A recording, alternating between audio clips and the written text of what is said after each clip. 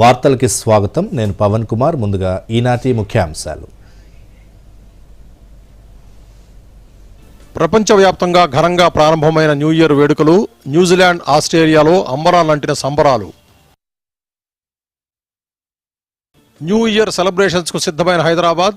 సురక్షితంగా వేడుకలు జరుపుకునేలా పోలీసుల ఏర్పాట్లు. తాగి వాహనం నడిపితే కఠిన చర్యలు. మత్తు పదార్థాల వినియోగంపైన పోలీసుల కన్ను. అర్ధరాత్రి 12:30 గంటల వరకు రైళ్లు నడపనున్న మెట్రో. ఈ ఫార్ములా రేసింగ్ కేసులో హైకోర్టులో ముగిసిన వాదనలు. తీర్పును రిజర్వ్ చేసిన ధర్మాసనం కేటీఆర్ను అరెస్టు చేయవద్దని ఏసీబీకి ఆదేశం. రైతుల జీవితాల్లో గణనీయమైన మార్పును తీసుకొచ్చిన ఫసల్ బీమా యోజనను మరింత మెరుగుపరచాలని కేంద్ర కేబినెట్ నిర్ణయించింది. ప్రధానమంత్రి నరేంద్ర మోదీ అధ్యక్షతన ఢిల్లీలో సమావేశమైన మంత్రి మండలి ఫసల్ బీమా యోజన వాతావరణ ఆధారిత పంటల బీమా పథకానికి కేటాయింపులను 69,515 కోట్లకు పెంచుతూ నిర్ణయం తీసుకుంది. కేంద్ర ప్రభుత్వం తీసుకున్న ఈ నిర్ణయంతో రైతులు తాము సాగు చేస్తున్న పంటలకి ప్రకృతి విపత్తుల నుండి మరింత రక్షణ పొందే అవకాశం లభిస్తుంది. దీంతో పంట నష్టాల ఆందోళన రైతులకు గణనీయంగా తగ్గనుంది. వచ్చే ఏడాది వరకు రైతులకు ఈ ప్రయోజనం అందనుంది. దీంతో పాటు 50 కిలోల డీఏపీ ఎరువుల బస్తాను 1,350 రూపాయలకే ఇచ్చేందుకు 3,850 కోట్ల ప్యాకేజీని పొడిగించాలని సమావేశం నిర్ణయించింది. అలాగే ఫసల్ బీమా యోజనను పారదర్శకంగా అమలు చేసేందుకు సాంకేతికతను మరింత విస్తృతంగా ఉపయోగించాలని కూడా కేబినెట్ నిర్ణయించింది. ఈ దిశగా ఆవిష్కరణలు, సాంకేతికత కోసం 824 కోట్ల రూపాయల వ్యయంతో ప్రత్యేక నిధిని ఏర్పాటు చేస్తారు. కేబినెట్ సమావేశం తీసుకున్న నిర్ణయాలను మీడియాకు వెల్లడించిన కేంద్ర సమాచార ప్రసార శాఖ మంత్రి అశ్విని వైష్ణవ్ 2025లో తొలి కేబినెట్ భేటీని ప్రధానమంత్రి నరేంద్ర మోదీ రైతులకు అంకితం చేశారన్నారు. बड़ा फैसला लिया गया है डीएपी फर्टिलाइजर्स के लिए एक्स्ट्रा सब्सिडी का package, one time special package माननीय प्रधानमंत्री जी ने दिया है. किसानों को डीएपी 50 किलो का बैग 1,350 रुपए में मिलेगा. आज दुनिया में जितना भी जियो पॉलिटिकल टेंशंस के कारण, डिसरप्शंस के कारण, वॉर सिचुएशंस के कारण जो भी एक्स्ट्रा बर्डन है, वो एक्स्ट्रा बर्डन प्रधानमंत्री श्री नरेंद्र मोदी जी की सरकार बेयर करेगी. ये स्पेशल वन टाइम पैकेज बहुत ही महत्वपूर्ण फैसला है साथियों, और ये दिखाता है कि किस तरह से सरकार का कमिटमेंट किसानों के प्रति है.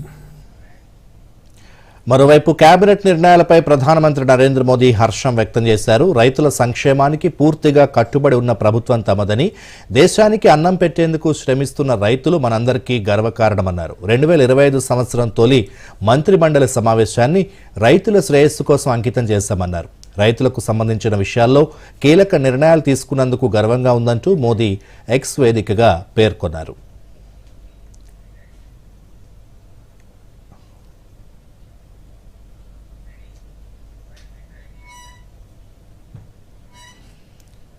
రాష్ట్ర ప్రభుత్వం హైదరాబాద్ నగరవాసులకు తీపి కబురు చెప్పింది. హైదరాబాద్ నార్త్ సిటీ వాసులకు నూతన సంవత్సర కానుకగా ముఖ్యమంత్రి రేవంత్ రెడ్డి కీలక నిర్ణయం తీసుకున్నారు. ప్యారడైజ్ నుంచి మేడ్చల్ వరకు, జేబీఎస్ నుంచి షామీర్పేట వరకు మెట్రో కారిడార్ల డీపీఆర్ల తయారీకి గ్రీన్ సిగ్నల్ ఇచ్చారు.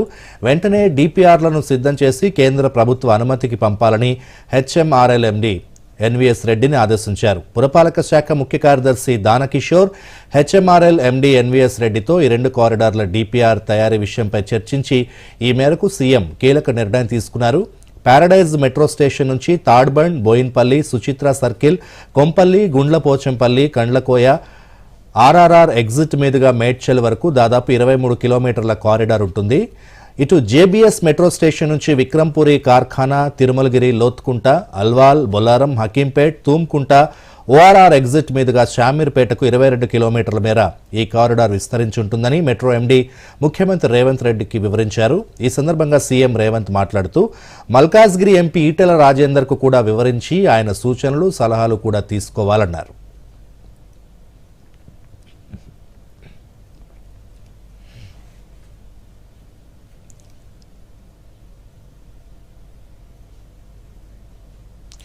తెలంగాణ డిప్యూటీ సీఎం భట్టి విక్రమార్క కుటుంబ సభ్యులతో కలిసి ఈరోజు తెల్లవారుజామున తిరుమల తిరుపతిలో శ్రీ వెంకటేశ్వర స్వామిని దర్శించుకున్నారు. నూతన సంవత్సరం సందర్భంగా తిరుమలకు చేరుకున్న ఆయన వెంగమాంబ అన్నదాన సత్రంలో భోజనం చేశారు. అనంతరం సత్రంలోని భోజనంపై తన అభిప్రాయాలను అక్కడే ఉన్న రికార్డుల్లో రాశారు. కాగా ఈ రోజు తెల్లవారుజామున మరోసారి శ్రీవారిని దర్శించుకున్న భట్టి కుటుంబ సభ్యులతో కలిసి శ్రీవారికి మొక్కులు సమర్పించుకున్నారు. ఈ సందర్భంగా భట్టి విక్రమార్క మాట్లాడుతూ తెలుగు రాష్ట్రాలు సుభిక్షంగా ఉండాలని వెంకటేశ్వర స్వామిని కోరుకున్నట్లు చెప్పారు.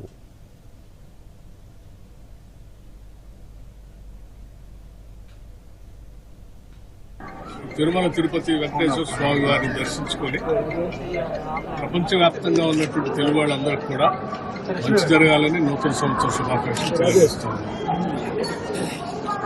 తెలంగాణ రాష్ట్రం అలాగే ఆంధ్రప్రదేశ్ కూడా మంచిగా ఆర్థిక పరిస్థితులతో పాటు సామాజిక రాజకీయ అంశాలతో పాటు ఈ రెండు రాష్ట్రాలు కూడా బాగా అభివృద్ధి చెందాలని, తద్వారా ప్రపంచంలోనే ఒక ప్రముఖమైనటువంటి స్థానాలుగా తెలుగు రాష్ట్రాలు ఎదగాలని చెప్పి దానికి వారి స్వామివారి ఆశీస్సులు మెండుగా కావాలని కోరుకుంటున్నాను. రాష్ట్రంలో ఈ ఏడాది ఉప ఎన్నికలు రావచ్చని బీఆర్ఎస్ వర్కింగ్ ప్రెసిడెంట్ కేటీఆర్ పేర్కొన్నారు. తెలంగాణ భవన్లో బీఆర్ఎస్ నూతన సంవత్సరం క్యాలెండర్ను ఆవిష్కరించిన అనంతరం ఆయన మీడియాతో మాట్లాడారు. పార్టీ ఫిరాయింపు ఎమ్మెల్యేలపై స్పీకర్ త్వరగా నిర్ణయం తీసుకుంటారని భావిస్తున్నామని, స్పీకర్ తేల్చకపోతే ఎమ్మెల్యేల అనర్హత పిటిషన్లపై సుప్రీంకోర్టుకు వెళ్తామన్నారు కేటీఆర్. పార్టీ ఫిరాయించిన ఎమ్మెల్యేల నియోజకవర్గాల్లో ఈ ఏడాది ఉప ఎన్నికలు వస్తాయని కేటీఆర్ పేర్కొన్నారు. కేసీఆర్ నాయకత్వంలో మరింత ఉత్సాహంతో ముందుకు వెళ్తామని, ప్రజల్లోకి ఎప్పుడు రావాలో కేసీఆర్కు తెలుసని, ఫిబ్రవరి లేదా మార్చిలో పార్టీ బహిరంగ సభ ఉంటుందన్నారు. వేసవి కాలం నుంచి పార్టీ సభ్యత్వ నమోదు ఉంటుందని, అక్టోబర్లో బీఆర్ఎస్ అధ్యక్షుడి ఎన్నిక ఉంటుందన్నారు. కేసీఆర్ను తాను పార్టీ అధ్యక్షుడిగా ప్రతిపాదిస్తానన్నారు. ఈ సందర్భంగా ప్రముఖ నిర్మాత దిల్ రాజు చేసిన వ్యాఖ్యలపై కూడా కేటీఆర్ స్పందించారు. దిల్ రాజుకు రిలీజ్కు 2 సినిమాలు ఉన్నాయని, వాటి గురించి ఆయన బాధపడుతున్నారన్నారు కేటీఆర్.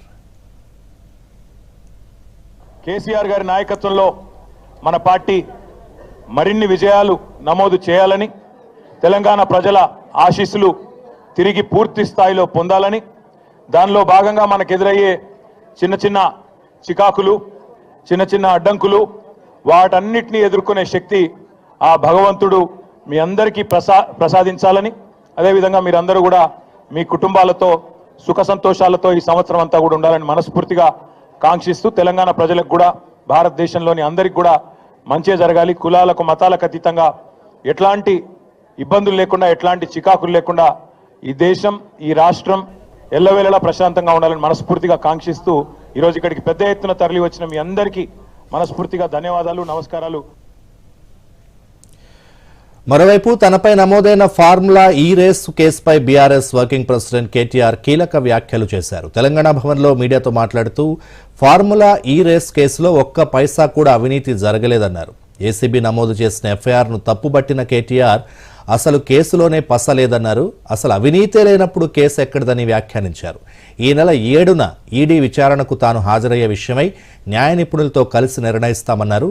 తనను ఎలాగోలా జైలుకు పంపాలని సీఎం రేవంత్ రెడ్డి ప్రయత్నిస్తున్నారని, అందులో భాగంగా ఫార్ములా ఈ రేస్ కేసుతో విఫలయత్నం చేస్తున్నారని కేటీఆర్ ఆరోపించారు.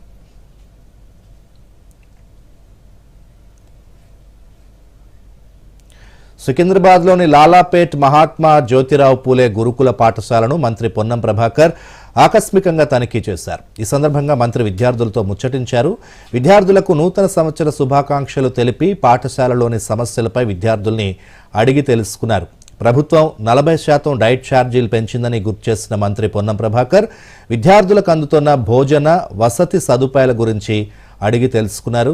విద్యార్థులకు నాణ్యమైన ఆహారం అందించాలని, ఎక్కడా ఇబ్బందులు తలెత్తకుండా చర్యలు చేపట్టాలని అధికారులను ఆదేశించారు. ఇక 10వ తరగతి ఇంటర్మీడియట్ పరీక్షలు దగ్గర పడుతున్నాయని విద్యార్థులకు గుర్తు చేసిన మంత్రి అందరూ బాగా చదువుకొని తల్లిదండ్రులకు, రాష్ట్రానికి మంచి పేరు తీసుకురావాలని పొన్నం ప్రభాకర్ విద్యార్థులకు సూచించారు.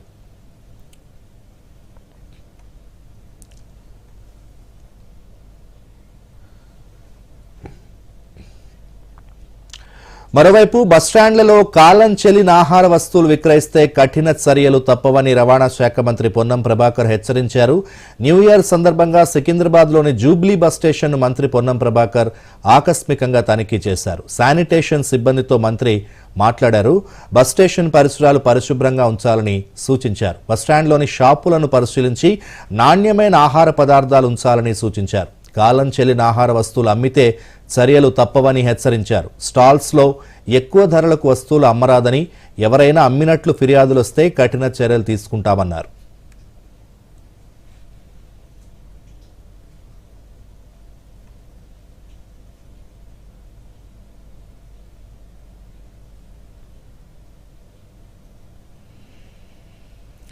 షరతుల పేరిట రైతుల్ని మోసగించే ప్రయత్నం చేస్తున్నారని మాజీ మంత్రి బీఆర్ఎస్ ఎమ్మెల్యే హరీష్ రావు ఆరోపించారు. సంగారెడ్డిలో నిర్వహించిన మీడియా సమావేశంలో హరీష్ మాట్లాడుతూ పత్తి, చెరకు, పసుపు పంటలకు ఒక్కసారి మాత్రమే రైతు భరోసా ఇస్తామని, కొండలు గుట్టలు సాగు చేసే వారికి రైతు భరోసా రాదంటూ రకరకాల షరతులు పెడుతున్నారని హరీష్ రావు విమర్శించారు. రైతు భరోసా కోసం రైతుల నుంచి సెల్ఫ్ డిక్లరేషన్ తీసుకుంటామన్న ప్రభుత్వ నిర్ణయంపై కూడా హరీష్ రావు అభ్యంతరం వ్యక్తం చేశారు. బడా కంపెనీలు, కార్పొరేట్ వ్యాపారులకు మాత్రం ఎలాంటి షరతులు ఉండవని, రైతుల్ని మాత్రం దోషిగా నిలబెట్టే ప్రయత్నం ఎందుకు చేస్తున్నారని ప్రశ్నించారు. రైతు భరోసా పేరుతో రైతులను మళ్లీ కార్యాలయాల చుట్టూ తిప్పే ప్రయత్నం చేస్తున్నారన్నారు. ఏ దరఖాస్తు లేకుండా బీఆర్ఎస్ ప్రభుత్వం రైతు బంధు ఇచ్చిందని గుర్తు చేసిన హరీష్ రావు రైతులు తమ చుట్టూ తిరగాలని కాంగ్రెస్ నాయకులు భావిస్తున్నారని ఆరోపించారు. వరంగల్ డిక్లరేషన్లో చెప్పినట్లు ఎకరానికి 15,000 చొప్పున రైతు భరోసా ఇవ్వాలని, వానాకాలం, యాసంగి పంటలకు కలిపి ఒకేసారి చెల్లించాలని హరీష్ రావు డిమాండ్ చేశారు. అందుకే బీఆర్ఎస్ పార్టీ కేసీఆర్ ప్రభుత్వం గతంలో ఇచ్చిన విధంగా రైతులందరికీ రైతు భరోసా ఇవ్వాలని చెప్పి డిమాండ్ చేస్తుంది. ఆ రోజు ఎన్నికల సమయంలో మీరేం చెప్పారు? ఇప్పుడైతే 10,000, మేమొస్తే 15,000 అన్నారు. మేనిఫెస్టోలో పెట్టారు. వరంగల్ రైతు డిక్లరేషన్ లో చెప్పారు. చెప్పిన విధంగా ఈ వానకాలం పైసలు, యాసంగి పైసలు కలిపి ఎకరానికి 15,000 రూపాయలు ఇవ్వాలని చెప్పి మేము బీఆర్ఎస్ పార్టీ పక్షాన్ని డిమాండ్ చేస్తా ఉన్నాం. ఇప్పుడు కాసేపు ప్రకటనలు. తాతయ్య, బంగారు కొండ అంటే ఏంటి? ముద్దు బిడ్డని అచ్చంగా నీలాగా. నాన్న, ఆన్లైన్ ఫారెక్స్ ట్రేడింగ్ పై best offers, high returns, bonus deposit, ఇంకా బహుమతులు గెలుచుకునే అవకాశం. కురుచున్న కొమ్మనే నరకడం అంటే ఏంటి? కష్టాలని పిలవడం మీ నాన్నలాగా. ఆర్బీఐ అంటుంది ఆకర్షణీయమైన ఆఫర్స్ తో ప్రలోభ పెట్టే అనధికృత ప్లాట్ఫామ్స్ పై ఫారెక్స్ ట్రేడింగ్ చేయడం అంటే కొరిమితో తలగొక్కోవడమే. అంటే ఏంటి? ఈయన అడుగు. అర్థమైంది నాన్న. ఆర్బీఐ అంటుంది విషయాలు తెలుసుకోండి, జాగరూకంగా ఉండండి.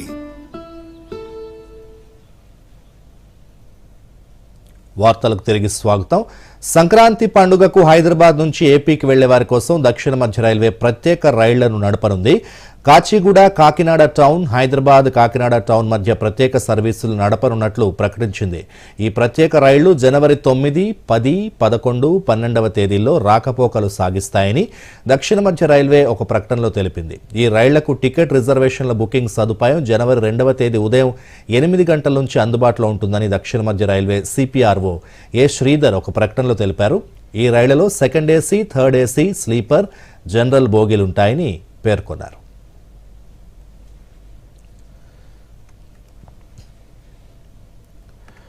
కోవిడ్ విలయం, యుద్ధాల విధ్వంసంతో ప్రపంచ దేశాల ఆర్థిక వ్యవస్థలన్నీ తిరోగమనం వైపు పయనిస్తుంటే భారత ఆర్థిక వ్యవస్థ మాత్రం గత దశాబ్ద కాలంగా సుస్థిరాభివృద్ధిని సాధిస్తూ ప్రపంచంలోనే 3వ అతిపెద్ద ఆర్థిక వ్యవస్థగా పురోగమించే దిశగా వడివడిగా అడుగులు వేస్తోంది. భారత్ ఆర్థికాభివృద్ధి సాధించడం వెనుక దశాబ్ద కాలపు నిరంతర కృషి, వ్యూహాత్మక ప్రణాళిక, దూరదృష్టి కలిగిన నాయకత్వం, మోదీ దార్శనికతే కారణమంటూ పలు దేశాల నాయకులు, ఆర్థికవేత్తలు ప్రశంసలు కురిపిస్తున్నారు. మరిన్ని వివరాలు.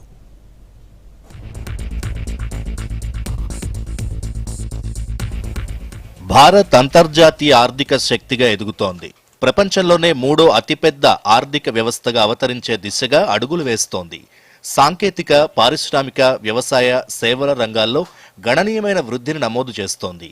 గత దశాబ్ద కాలంగా అన్ని రంగాల్లో చెప్పుకోదగిన స్థాయిలో వృద్ధిని సాధిస్తూ అంతర్జాతీయ శక్తి కేంద్రంగా తన స్థానాన్ని సుస్థిరం చేసుకుంటోంది. దశాబ్ద కాలంగా కొనసాగిన నిరంతర కృషి, వ్యూహాత్మక ప్రణాళికలు, దూరదృష్టి కలిగిన నాయకత్వం, పాలకుల దార్శనికతల సమిష్టి ఫలితంగానే భారత్ సుస్థిరాభివృద్ధి సాధిస్తోందంటూ ప్రశంసిస్తున్నారు పలు దేశాల నాయకులు. ఆర్థికవేత్తలు, అంతర్జాతీయ సంస్థలు సైతం ఇదే విషయాన్ని నొక్కి చెప్తున్నాయి. ముఖ్యంగా ప్రధానమంత్రి నరేంద్ర మోదీ నాయకత్వ పటిమ భారత్ను అంతర్జాతీయ శక్తి కేంద్రంగా మారుస్తోందని చెప్తున్నారు. ప్రపంచవ్యాప్తంగా భారత్ తన స్థానాన్ని సుస్థిరం చేయడానికి ఉద్దేశించిన మేక్ ఇన్ ఇండియా కార్యక్రమం తననెంతో ఆకట్టుకుందని రష్యా అధ్యక్షుడు పుతిన్ ప్రశంసించారు. మోదీ ఉన్నతమైన వ్యక్తిత్వం గలవారని అమెరికా అధ్యక్షుడు డొనాల్డ్ ట్రంప్ వ్యాఖ్యానించారు. మోదీ నాయకత్వంలో 2047 నాటికి వికసిత్ భారత్ సాకారమవుతుందని వియత్నాం ప్రధానమంత్రి ఫామ్ మిన్ చిన్ విశ్వాసం వ్యక్తం చేశారు. భారత్ అమెరికా భాగస్వామ్యం గతంలో మరెన్నడూ లేనంతగా బలోపేతమైందని జో బైడెన్ పేర్కొన్నారు. గత 10 ఏళ్లలో నరేంద్ర మోదీ నేతృత్వం అంతర్జాతీయ స్థాయిలో భారత్ను శక్తివంతమైన అగ్రగామి ఆర్థిక వ్యవస్థల్లో ఒకటిగా నిలిపిందని వియత్నాం ప్రధానమంత్రి ఫామ్ మిన్ చిన్ అన్నారు. డిజిటల్ ప్రజా మౌలిక సదుపాయాల కల్పనలో మోదీ కృషిని ఆయన ప్రశంసించారు. చిప్ వార్ రచయిత క్రిస్ మిల్లర్ చైనాకు ధీటైన ప్రత్యామ్నాయంగా భారత్ను అభివర్ణించారు. వేగవంతమైన అభివృద్ధి కోసం సాంకేతిక పంథాలో పయనిస్తున్న భారత్ను యుఎన్జిఏ అధ్యక్షుడు డెనిస్ ఫ్రాన్సిస్ ప్రశంసించారు. భారత్ను అంతర్జాతీయ స్థాయిలో అగ్రగామిగా నిలపడంలో నరేంద్ర మోదీ అత్యంత చాకచక్యంగా వ్యవహరించారని, భారత్ను సుస్థిర స్థానంలో నిలపడంలో ఆయన విశేషంగా కృషి చేశారని కొనియాడారు. త్వరలోనే ప్రపంచంలో అగ్రస్థానంలో ఉన్న 3 ఆర్థిక వ్యవస్థల్లో ఒకటిగా భారత్ ఎదుగుతుందని ఐఎంఎఫ్ డిప్యూటీ ఎండీ గోపీనాథ్ వ్యాఖ్యానించారు. ప్రస్తుతం ఆధార్ అనేది ప్రపంచంలో అత్యంత ముఖ్యమైన సాంకేతిక వ్యవస్థగా మారిందని ఆర్థిక శాస్త్రంలో నోబెల్ విజేత పాల్ రోమర్ అన్నారు. ఇటీవలి సంవత్సరాల్లో యాపిల్ విశేషంగా ఆదాయాలను సాధించిన కొన్ని దేశాల్లో భారత్ ఒకటిగా నిలిచిందని యాపిల్ సీఈఓ టిమ్ కుక్ పేర్కొన్నారు. 2024లో ప్రపంచంలో అత్యంత వేగంగా అభివృద్ధి చెందుతున్న ప్రధాన ఆర్థిక వ్యవస్థగా భారత్ నిలిచిందని డీపీ వరల్డ్ చైర్మన్ సుల్తాన్ అహ్మద్ బిన్ సులాయం అన్నారు. లక్షలాది మందిని పేదరికం నుంచి విముక్తుల్ని చేయడంలో భారత్లో సహకార సంఘాలు కీలక పాత్ర పోషించాయని భూటాన్ ప్రధానమంత్రి డాషో షెరింగ్ టోబ్గే ప్రశంసించారు. ప్రధానమంత్రిగా 3వసారి మోదీ పదవీకాలం ఈ శతాబ్దానికి దిశానిర్దేశం చేస్తుందని, ప్రపంచంలో అగ్రగామి ఆర్థిక వ్యవస్థగా ఎదిగే దిశగా భారత్ పయనిస్తోందని USI SPF chairman John Chambers వ్యాఖ్యానించారు. AP Moller Maersk CEO Keith Svenson మాట్లాడుతూ 2047 నాటికి వికసిత్ భారత్ను సాధించే దార్శనికతపై ప్రధానమంత్రితో చర్చించే అవకాశం రావడాన్ని గౌరవంగా భావిస్తున్నానన్నారు. ప్రధానమంత్రి నరేంద్ర మోదీని నాయకులకు నాయకుడిగా గయానా అధ్యక్షుడు ఇర్ఫాన్ అలీ అభివర్ణించారు.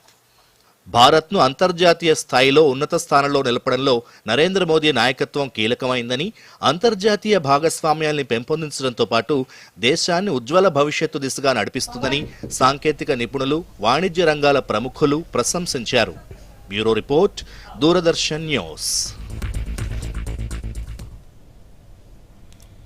రక్షణ రంగంలో 2025వ సంవత్సరాన్ని సంస్కరణల సంవత్సరంగా అభివర్ణించారు రక్షణ మంత్రి రాజ్నాథ్ సింగ్.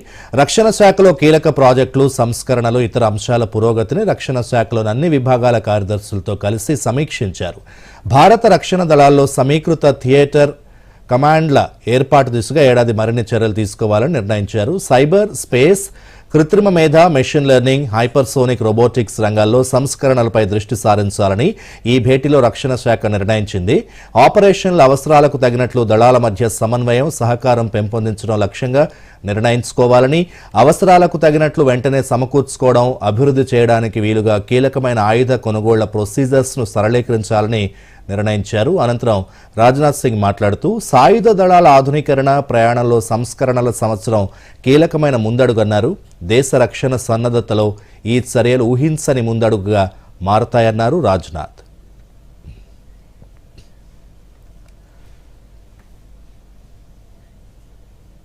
ఇప్పుడు కాసేపు ప్రకటనలు. నీకు గట్టి ఇన్సెంటివ్ దొరికింది. ఏంటి ప్లాన్? గవర్నమెంట్ సెక్యూరిటీస్ లో ఇన్వెస్ట్మెంట్. బాగా సరిగ్గా అనుకుంటున్నారు. ఇప్పుడు గవర్నమెంట్ సెక్యూరిటీస్ లో ఇన్వెస్ట్ చేయడం సులువైపోయింది. కానీ ఎలా? ఆర్బీఐ రీటైల్ డైరెక్ట్ స్కీమ్ లో మీరు బ్రోకర్ లేకుండా ఇన్వెస్ట్ చేయవచ్చు. పైగా మీకు మీ పెట్టుబడిపై రిటర్న్స్ వస్తాయి. ఆర్బీఐ పోర్టల్లోకి వెళ్ళండి, ఉచితంగా అకౌంట్ తెరిచి మీ బ్యాంక్ ఖాతా నుంచి నేరుగా డబ్బు ఇన్వెస్ట్ చేయండి. సురక్షితం, సులభం. రిటైర్మెంట్ తర్వాత నేను ఇందులోనే ఇన్వెస్ట్ చేస్తా. మీరు చాలా బాగా చెప్పారు. ఆర్బీఐ అంటుంది, విషయాలు తెలుసుకోండి, జాగరూకంగా ఉండండి. వార్తలకి పునఃస్వాగతం. వాట్సాప్ వేదికగా స్కామర్లు ఎక్కువగా ఆన్లైన్ మోసాలకు పాల్పడుతున్నారని కేంద్ర హోంమంత్రిత్వ శాఖ పేర్కొంది. ఆ తర్వాత ఈ జాబితాలో టెలిగ్రామ్, ఇన్స్టాగ్రామ్ ఉన్నట్లు తెలిపింది. 2023-24 సైబర్ మోసాల జాబితాను హోంశాఖ తాజాగా విడుదల చేసింది. 2024 తొలి 3 నెలల్లో వాట్సాప్ వేదికగా జరిగిన మోసాలకు సంబంధించి 43,797 ఫిర్యాదులు వచ్చినట్లు ఆ నివేదికలో వెల్లడించింది. ఇక టెలిగ్రామ్లో మోసాలపై 22,680, ఇన్స్టాగ్రామ్ వేదికగా జరిగే నేరాలపై 19,800 ఫిర్యాదులు వచ్చాయని తెలిపింది. ఈ నేరాల కోసం గూగుల్ సర్వీసెస్ ప్లాట్ఫామ్లను మోసగాళ్లు ఎక్కువగా ఉపయోగిస్తున్నట్లు హోంశాఖ తెలిపింది. కొంతమందిని లక్ష్యంగా చేసుకుని ప్రకటనలు చేసేందుకు గూగుల్ అడ్వర్టైజ్మెంట్ ప్లాట్ఫామ్ను వినియోగిస్తున్నట్లు తెలిపింది. ఈ తరహా మోసాల కట్టడి కోసం తాము చర్యలు తీసుకుంటున్నామని, డిజిటల్ లెండింగ్ యాప్ల గురించి ఎప్పటికప్పుడు తెలుసుకునేందుకు ఆయా సామాజిక మాధ్యమాలతో కలిసి పనిచేస్తున్నట్లు హోంశాఖ తాజా నివేదికలో పేర్కొంది.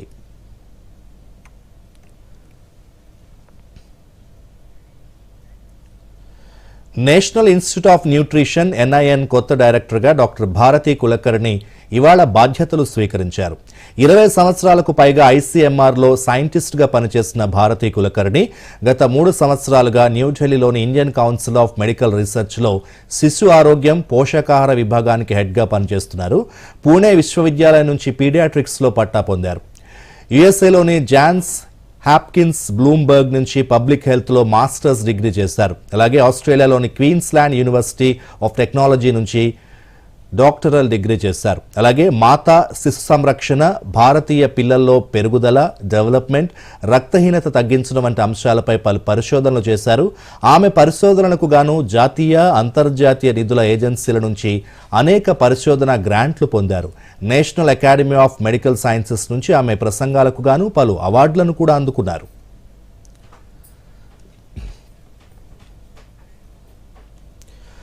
పది రోజులుగా బోరుబావిలో మృత్యువుతో పోరాడిన 3 ఏళ్ల బాలిక సురక్షితంగా బయటపడింది. 700 అడుగుల లోతులో గల బోరుబావిలో పడిన బాలికను రక్షించేందుకు అధికారులు చేసిన ప్రయత్నాలు ఫలించాయి. రాజస్థాన్ కోట్పుట్లిలో గత సోమవారం మధ్యాహ్నం చేతన అనే బాలిక బోరుబావిలో పడిపోయింది. పాపని రక్షించేందుకు NDRF, SDRF సిబ్బందితో పాటు పలువురు అధికారులు గత 10 రోజులుగా రెస్క్యూ ఆపరేషన్ చేపట్టారు. బాలికకు ఆక్సిజన్ అందిస్తూ వచ్చారు. బోరుబావికి సమాంతరంగా మరో బావిని తవ్వి ఎట్టకేలకు బాలికను సురక్షితంగా బయటకు తీసుకొచ్చారు. బోరుబావి నుంచి బాలికను రక్షించిన వెంటనే వైద్య సహాయం కోసం సమీపంలోని ఆసుపత్రికి తరలించారు. ప్రస్తుతం బాలిక పరిస్థితి నిలకడగా ఉందని, ఆమె పరిస్థితిని పర్యవేక్షిస్తూనే ఉంటామని ఆసుపత్రి అధికారులు తెలిపారు.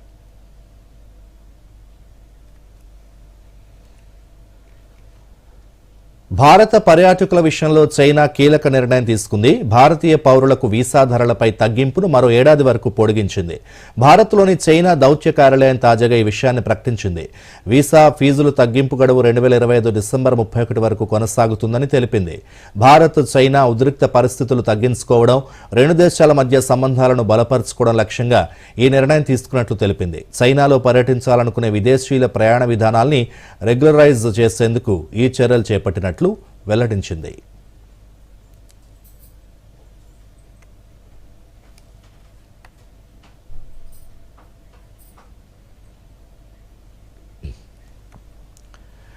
గత 2 పర్యాయాలు ప్రపంచ టెస్ట్ ఛాంపియన్షిప్ ఫైనల్కు చేరిన భారత క్రికెట్ జట్టు ఈసారి WTS ఫైనల్కు చేరడం కష్టంగా మారింది. ఆస్ట్రేలియాతో ప్రతిష్టాత్మక బోర్డర్ గవాస్కర్ ట్రోఫీలో స్థాయికి తగ్గ ప్రదర్శన చేయలేకపోతున్న టీమిండియా ఆట తీరుపై ఇప్పుడు ప్రత్యేక కథనం చూద్దాం.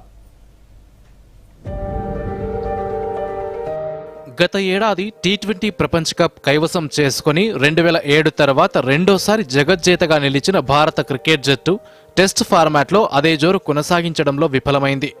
స్వదేశంలో శత్రు దుర్భేద్యమైన జట్టుగా పేరున్న టీమిండియా న్యూజిలాండ్ చేతిలో 3 మ్యాచ్ల టెస్ట్ సిరీస్లో వైట్ వాష్కు గురైంది. దీంతో ప్రపంచ టెస్ట్ ఛాంపియన్షిప్ ఫైనల్కు చేరే అవకాశాలు సంక్లిష్టంలో పడ్డాయి. సొంత గడ్డపై కివీస్ చేతిలో భంగపాటు తర్వాత ప్రతిష్టాత్మక బోర్డర్ గవాస్కర్ ట్రోఫీ కోసం ఆస్ట్రేలియాలో అడుగుపెట్టిన టీమిండియా తొలి టెస్టులో చక్కటి విజయాన్నందుకుని అభిమానుల్లో ఆశలు రేపింది. 5 మ్యాచ్ల సిరీస్లో భాగంగా తొలి పోరులో క్లిష్ట స్థితిలో నుంచి పుంజుకుని విజయం సాధించిన టీమిండియా ఆ తర్వాత అదే జోరు కొనసాగించడంలో విఫలమైంది. రెగ్యులర్ కెప్టెన్ రోహిత్ శర్మ వ్యక్తిగత కారణాలతో తొలి టెస్టుకు దూరం కాగా, పెర్త్ వేదికగా జరిగిన ఆ మ్యాచ్లో పేస్ బౌలర్ జస్ప్రీత్ బుమ్రా జట్టును విజయ తీరాలకు చేర్చాడు. రోహిత్ శర్మ తిరిగి రావడంతో జట్టు మరింత బలోపేతమవుతుందనుకుంటే అది సాధ్యపడలేదు. ఆ తర్వాత ఆడిన 3 టెస్టుల్లో 2 ఓడిన టీమిండియా మరో మ్యాచ్ను డ్రాగా ముగించింది. దీంతో ప్రతిష్టాత్మక సిరీస్లో 4 మ్యాచ్లు పూర్తి కాగా భారత జట్టు 1-2తో వెనుకంజలో ఉంది. గత 2 పర్యాయాలు కంగారుల గడ్డపై సమిష్టి ప్రదర్శనతో సత్తా చాటిన భారత్ ఈసారి అదే జోరు కొనసాగించలేకపోతోంది. ఈ సిరీస్లో ఇక మిగిలిన ఏకైక టెస్ట్ ఎల్లుండి నుంచి సిడ్నీ వేదికగా ప్రారంభం కానుంది. గత 3 మ్యాచుల్లో అటు సారథిగా ఇటు ఆటగాడిగా విఫలమైన రోహిత్ శర్మపై ఒత్తిడి అధికంగా ఉండగా మరో సీనియర్ ఆటగాడు విరాట్ కోహ్లీ నుంచి అభిమానులు భారీ ఇన్నింగ్స్ ఆశిస్తున్నారు. యువ ఓపెనర్ యశస్వి జైస్వాల్ నిలకడగా రాణిస్తూ భవిష్యత్పై ఆశలు రేపుతుండగా ఈ సిరీస్ ద్వారానే అంతర్జాతీయ టెస్ట్ అరంగేట్రం చేసిన ఆంధ్ర ఆల్రౌండర్ నితీష్ కుమార్ రెడ్డి తనదైన ముద్ర వేశాడు. మెల్బోర్న్ వేదికగా జరిగిన బాక్సింగ్ డే టెస్ట్లో చక్కటి శతకంతో నితీష్ జట్టును కాపాడే ప్రయత్నం చేయగా సహచరుల నుంచి అతడికి తోడ్పాటు లభించలేదు. 2024లో భారత జట్టు స్వదేశంలో 3, విదేశాల్లో 2 టెస్టులు ఓడింది. మరి ఈ కొత్త సంవత్సరంలో అయినా రోహిత్ సేన విజయంతో ప్రారంభిస్తుందా అనేది చూడాలి. సిడ్నీ టెస్ట్లో టీమిండియా విజయం సాధిస్తే బోర్డర్ గవాస్కర్ సిరీస్ 2-2తో సమమైన డిఫెండింగ్ ఛాంపియన్ అయిన టీమిండియాకే ట్రోఫీ దక్కనుంది. ఈ నేపథ్యంలో భారత జట్టు కలిసికట్టుగా కదం తొక్కాలని టీం మేనేజ్మెంట్ యోచిస్తోంది. ఆఖరి టెస్ట్ కోసం ఇప్పటికే సిడ్నీ చేరుకున్న టీమిండియా ఈరోజు రేపు ప్రాక్టీస్ సెషన్స్లో పాల్గొననుంది. 2023-25 సర్కిల్లో ఇప్పటికే దక్షిణాఫ్రికా WTC ఫైనల్కు అర్హత సాధించగా 2వ స్థానం కోసం పోటీ నెలకొంది. ఈ సర్కిల్లో భారత్ ఇంకొక్క మ్యాచ్ మాత్రమే ఆడనుంది.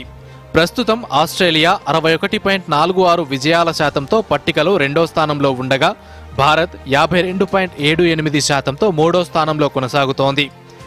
ఈ సిరీస్ అనంతరం ఆస్ట్రేలియా జట్టు శ్రీలంకతో టెస్టు సిరీస్ ఆడనుంది. ఈ ఫలితంపై ఆధారపడి ఫైనల్ బెర్త్ ఖరారు కానుంది. గత 2 పర్యాయాలు ఫైనల్ మెట్టుపై తడబడ్డ టీమిండియా ఈసారి తుదిపోరుకు చేరడం కష్టమే అనిపిస్తోంది. Bureau report, Doordarshan news. Chess క్రీడా ప్రపంచంలో భారత్ మరోసారి సత్తా చాటింది. వరల్డ్ బ్లిడ్ ఛాంపియన్షిప్లో వైశాలి కాంస్యం సాధించింది. క్వార్టర్ ఫైనల్స్లో మహిళల విభాగంలో చైనాకు చెందిన జూ జినార్ పై వైశాలి విజయం సాధించింది. ఇదే ర్యాపిడ్ ఈవెంట్లో కోనేరు హంపి టైటిల్ను గెలుచుకోగా ప్రస్తుతం వైశాలి కాంస్యం సాధించింది. వైశాలి విజయంపై chess grand master Viswanathan Anand ప్రశంసలు కురిపించారు. వరల్డ్ బ్లిడ్ ఛాంపియన్షిప్లో పతకం సాధించిన వైశాలికి దేశం మరింత గర్వపడేలా చేస్తుందంటూ ఎక్స్ వేదికగా అభినందించారు. ఇక పురుషుల విభాగానికి వస్తే ఓపెన్ విభాగంలో ప్రపంచ నెంబర్ 1 ఆటగాడు మ్యాగ్నస్ కార్ల్సన్ రష్యాకు చెందిన ఇయాన్ నెపోమ్నియాచితో తలపడ్డారు.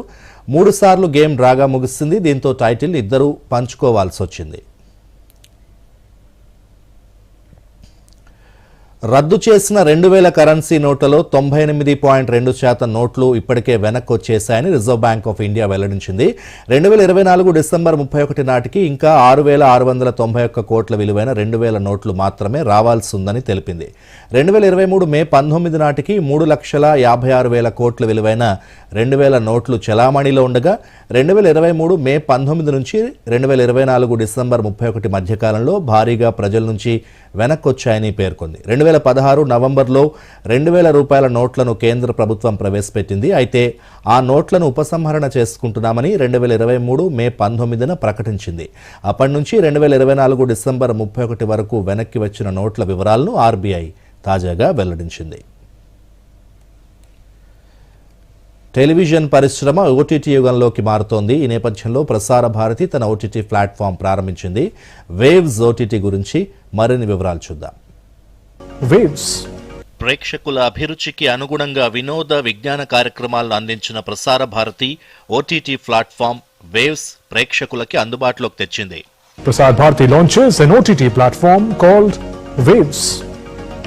వేవ్స్ లో వినోదంతో పాటు 12 కంటే ఎక్కువ భాషలతో విభిన్న కంటెంట్ ను ప్రేక్షకులకు అందిస్తుంది. దూరదర్శన్, ఆకాశవాణితో సహా లైవ్ ఛానళ్లతో పాటు ప్రాంతీయ, యానిమేషన్, మహిళలకు సంబంధించిన కంటెంట్ ఉంది. వేవ్స్ లో అయోధ్య బాలరాముడి హారతి, ప్రధాని నరేంద్ర మోదీ మన్ కీ బాత్ వంటి ప్రత్యక్ష ప్రసారాల్ని వీక్షించవచ్చు. ఇతర ఫీచర్లతో పాటు Waves video on demand, free to play gaming, radio streaming, 65 live ఛానళ్లు, వీడియోలు అందిస్తోంది. ఆన్లైన్ షాపింగ్ కూడా అందుబాటులో ఉంది. అపరిమిత వినోదాన్ని పొందాలంటే వేవ్స్ యాప్ ఇప్పుడే డౌన్లోడ్ చేసుకోండి. వేవ్స్ యాప్ను స్మార్ట్ ఫోన్, టాబ్లెట్, స్మార్ట్ టీవీలో ఆండ్రాయిడ్, యాపిల్ ప్లే స్టోర్ నుంచి లేదా క్యూఆర్ కోడ్ స్కాన్ చేయడం ద్వారా యాప్ని డౌన్లోడ్ చేసుకోవచ్చు.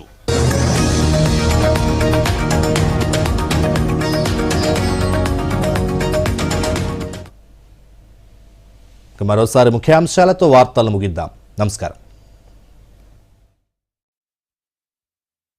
ఈ ఏడాదిలో తొలి మంత్రిమండలి సమావేశాన్ని రైతులకు అంకితం చేశామన్న ప్రధాని, ఫసల్ బీమా యోజనకు కేటాయింపులను పెంచుతూ కేంద్ర కేబినెట్ నిర్ణయం, డీఏపీ ఎరువుల ప్యాకేజీని పొడిగిస్తున్నట్లు మంత్రి అశ్విని వైష్ణవ్ ప్రకటన.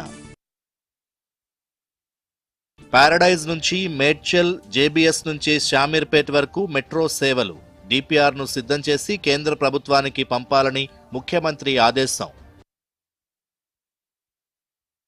జూబ్లీ బస్ స్టేషన్లో మంత్రి పొన్నం ప్రభాకర్ ఆకస్మిక తనిఖీ, కాలం చెల్లిన ఆహార పదార్థాలు విక్రయిస్తే కఠిన చర్యలు తప్పవని హెచ్చరిక. ఈ ఏడాది తెలంగాణలో ఉప ఎన్నికలు ఖాయమన్న కేటీఆర్, ఎమ్మెల్యేల అనర్హతపై స్పీకర్ నిర్ణయం తీసుకోకపోతే సుప్రీంకోర్టును ఆశ్రయిస్తామని వెల్లడి. సంక్రాంతికి ప్రత్యేక రైళ్లను నడుపుతున్న దక్షిణ మధ్య రైల్వే రేపటి నుంచి బుకింగ్స్ ప్రారంభిస్తున్నట్లు సిపిఆర్ఓ శ్రీధర్ వెల్లడి. న్యూ ఇయర్ వేళ అమెరికాలో విషాదం, సంబరాలు చేసుకుంటున్న వారిపైకి దూసుకొచ్చిన ట్రక్కు, 10 మంది మృతి, 30 మందికి గాయాలు.